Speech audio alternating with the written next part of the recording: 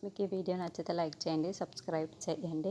ఈ శ్రేణిగాడు కట్టిన తాళిని ఇప్పుడే తెంచేసి నా కూతురు ఆద్యని ఇప్పుడే అమెరికా తీసుకొని వెళ్ళిపోతాను అని కిషోర్ ఆద్య మెడలో ఉన్న తాళిని లాగేస్తూ ఉంటే కిషోర్ గారు ఆగండి అంటూ జానకి అడ్డుపడుతూ ఆయన చేతిని విసిరిగొట్టేస్తూ ఉంటుంది. ఏంటి, నా కూతురు మెడలో ఉన్న తాళిని తీస్తూ ఉంటే మీరు ఎందుకు అడ్డుపడుతున్నారు అని కిషోర్ నిలదీస్తూ ఉంటాడు. ఇప్పుడు మాట మార్చడం కరెక్ట్ కాదు కిషోరు అని నవ్వడం అంటాడు. ఏంటండి, నాది కరెక్ట్ కాదని మాట్లాడుతున్నారు. మీరు గమ్మత్ అయిపోయి నా కూతురు ఆద్య మెడల్ ఇలా తాళి కట్టడం ఎంతవరకు కరెక్ట్ అండి? సెండ్ ఆఫ్ పార్టీ అని నీ బాబు నాకు చాలా మందు పోశాడు. ఆ మందులో ఏ మందు కలిపాడో కానీ ఇంతవరకు నాకు తెల్లవారైనా మెలకు రావట్లేదు.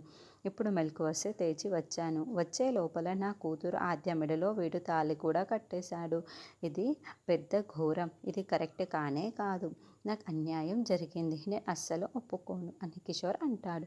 ఏ తండ్రి కొడుకులే కుట్ర చేశారు అని కిషోర్ వాళ్ళపైన నిందిస్తూ ఉండటంతో, ఏంటి మీరిద్దరూ ఇది చేశారా? మిమ్మల్ని అస్సలు ప్రాణాలతో ఉండనివ్వను అని రఘురాం వెంకట్రావు శ్రీనుని కొట్టడానికి ముందుకు వస్తూ ఉంటే, ఆగండి పెద్దనాన్న అంటూ ఆద్య అడ్డుపడుతూ ఉంటుంది.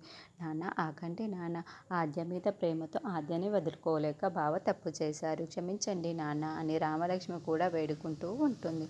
అప్పుడు జానకి, చూడండి కిషోర్ గారు, కాస్త శాంతించండి. మీ కూతురు ఆద్య గురించి మీరు ఇలా ఆలోచించడంలో తప్పు లేదు, కానీ శ్రీను గురించి కూడా ఆలోచించాలి కదా.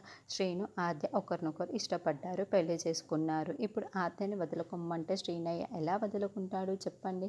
కాస్త సమయం ఇవ్వండి, శ్రీను కూడా మంచి ఉద్యోగం చేస్తాడు, తెచ్చుకుంటాడు అని జానకి చెబుతుంది. చూడండి జానకి గారు, మీ ఆవేదన నాకు అర్థమయ్యింది. నేనే 3 నెలలు శ్రీనికి సమయం ఇస్తాను. ఈ 3 నెలల సమయంలో నిరూపించుకున్నాడా సరే, లేకపోతే జన్మలో ఆద్య పక్కన భర్తగా నిల్చోవచ్చు.